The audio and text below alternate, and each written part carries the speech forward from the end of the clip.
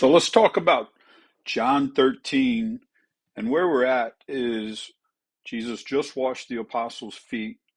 And again, John's very detailed. He says Jesus got back up, he puts his robe back on, he goes back to the table. But as a reminder, the table is floor level. He's leaning again on his left side. And so we're going to talk about this meal, this moment, because the washing of the feet was when they came in the room. And he stands up, he puts on his outer garment, returns back to his place and at the table. And at that table, as difficult as I think it may be for us to understand or appreciate washing the feet, sounds counterintuitive for Jesus. What he's about to do is exponentially more difficult because now he's going to name the betrayer. Now he's going to sit with his apostles for the last moment. And one of the things that John, I know we know that in theory, theologically, that the cross is not a surprise, but John also really wants us to keep capturing the composure of Jesus Christ in this moment. And so he washes their feet, he gets back up, puts this robe on, he kneels back down at the table, and then he just says, one of you are going to betray me. And he ends up saying, it's the one who I passed the bread to, and we'll dig into that. But John wants you, again, he slows down so much in the story that he wants you to capture the feel, the moment, the composure, the certainty of Christ. No panic, no loss of control, but the purpose he's operating in. And the cross is not an interruption. It's not a surprise. It's the plan. And so I love some of the humanity, the human touches of John. And in this moment, he says Jesus was troubled in spirit, and that's little s spirit, which is human spirit. If you read it in the word and it's big S, it's God, it's the Holy Spirit. But he says Jesus was troubled in spirit, and he means we know Jesus was fully God, fully man, and it's the humanity, it's the he put on flesh and dwelt among us. It's that part of him that, although it's real and he knew it was coming, betrayal hurts and it hurts him.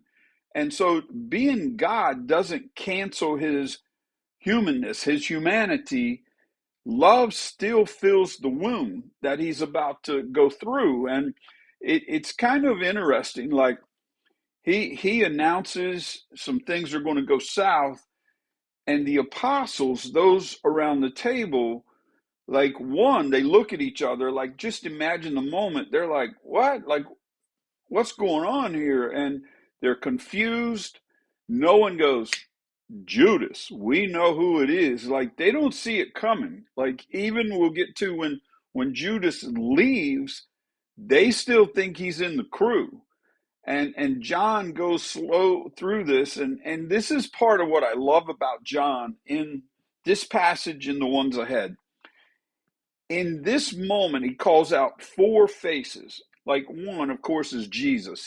We have a very detailed video of Jesus carrying the weight, walking through this moment. We have Simon Peter, who I'm glad he's in the Bible.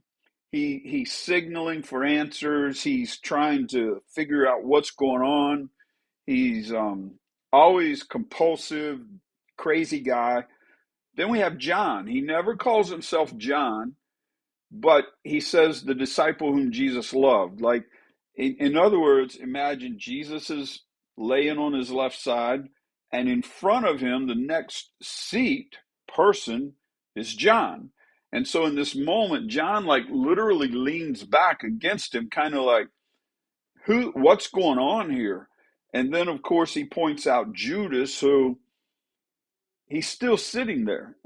He is, in fact, not only at the table, he's going to be the most honored at the table before everything's over. The same table, the same Jesus, but very different hearts at the table. And as the night goes on, John will also name Thomas. He'll point him out in a moment. He'll name Philip. There's another Judas that he'll point out. And I just love, like, again, he doesn't just say it's, Jesus and the apostles. He like, so Simon Peter this, and Thomas this, and Philip this, and Judas, and another Judas this, and John also. They're not like superheroes. We get to see a glimpse into, these are real men, like real dudes who are now 3.5 years into this training, this mentorship, this discipleship program with Christ, and it's all coming to a head right now. And Jesus in this moment, there's history to this, there's honor to this, to take the bread, to dip it, and to give it to your friend, like the most honored person. And Jesus takes this bread, dips it, and he says that who I give this to is going to betray me. And so you have this like light and dark slamming into each other, like love and betrayal. Like the bread, if no words were said, it would be like, wow, he gave that to Judas. He really loves and respects and honors Judas. But his words said, who I give this to is my betrayer.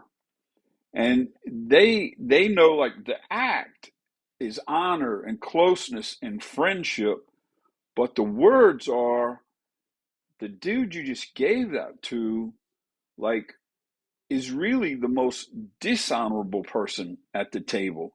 And Christ is modeling like this ridiculous love. Like the last thing Judas receives from Jesus is a gift of honor. And then it says that Satan entered him. And I know, like, it even says that about Pharaoh, same type of wording. And I think we get lost in that a little bit. It doesn't mean like all at once he's demon possessed, that sucks to be Judas, man. It was predestined. That's not true. That would be a sucky God to just pick a dude and go, I predestine you to betray my son, and you're going to end up hanging yourself. That would be so counterintuitive to things. But really what it means is Judas, like in that moment, like, that he was in that moment 100% decisive. It's done. I'm going to go betray this guy. Like there's no turning back. There's no room for, let's talk about it. But this drifting, this hiddenness, this thing, has now just got him. And if you've ever struggled, there's a point where you struggle, and then there's a point where you just say, I'm going to go do whatever it is. And in the moment the struggle's over, you're now committed to the thing. And I think that's an easy way to understand. Judas may have been wrestling and struggling, may have been for 3.5 years, struggling with public and personal, demons and all of that stuff. And then in this moment when Christ says, hey, I honor you, you're a friend, it says that in that moment, Judas just sold the deal. Like, I'm done here.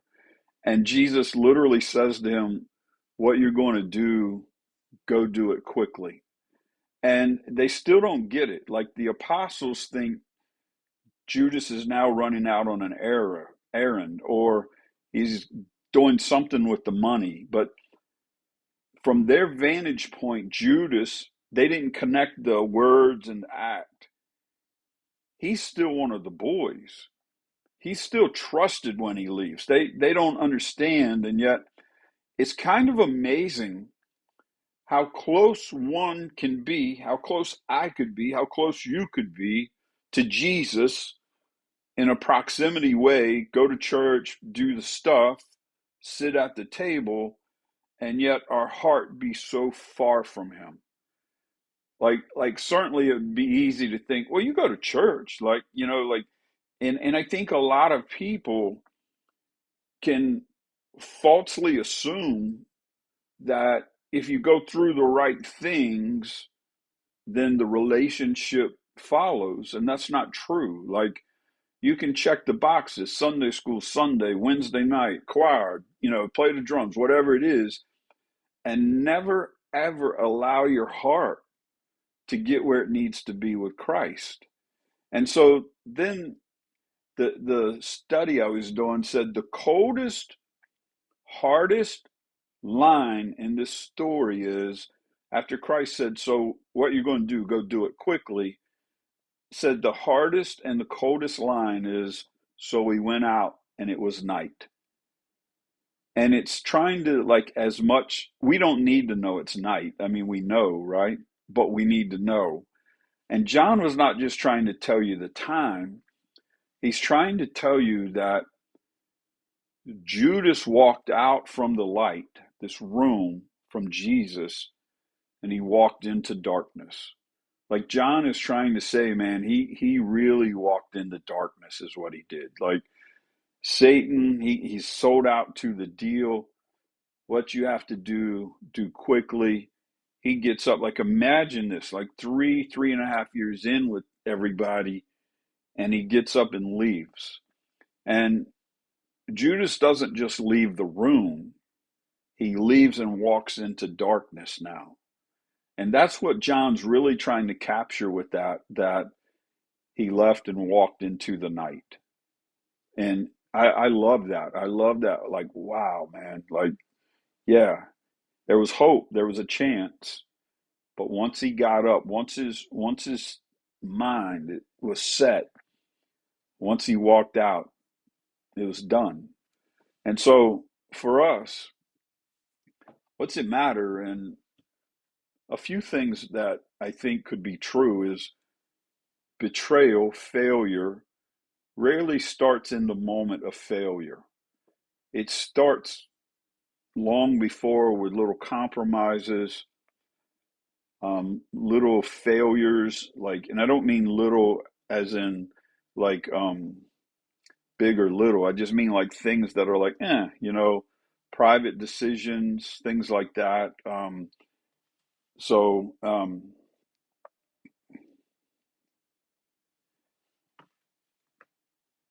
we can be at the table, we can hear the words, we can receive the bread, we can be honored, and we can still choose the dark. And the most dangerous place isn't outside the room, it's being in the room and then choosing darkness anyway. And on that same night that Jesus showed perfect love, someone else chose darkness. And John tries to paint a picture of, we were there. Christ washed our feet. He got back at the table and we had a meal and he said, this is it. And he showed us, hindsight, we didn't know what he was showing us, but he showed us Judas. And when Judas left, it was night. He walked into the dark and we never saw him again.